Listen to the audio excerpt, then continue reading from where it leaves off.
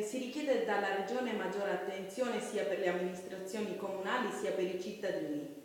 Ma sostanzialmente noi alla Regione del Veneto, come allo Stato nazionale, chiediamo ciò che lo Stato e che la Regione hanno sempre dichiarato: maggiore autonomia.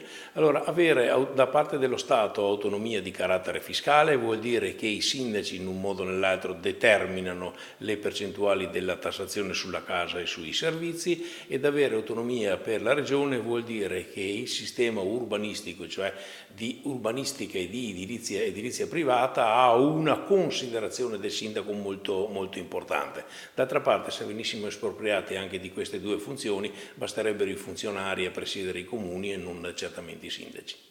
I sindaci si sentono molto arrabbiati in questo periodo. Ma più che arrabbiati, noi siamo una istituzione, ANCI è una istituzione, quindi non si arrabbia, non soprassiede, non fa niente di particolare, si confronta con le istituzioni. In questo caso abbiamo chiesto al vicepresidente di venire a Selvazzano, nella nostra sede, per discutere del piano casa. Il 29 andremo a Roma con tutti i sindaci d'Italia per discutere con il presidente Letta e con il ministro Saccomanni per la questione della tassazione locale.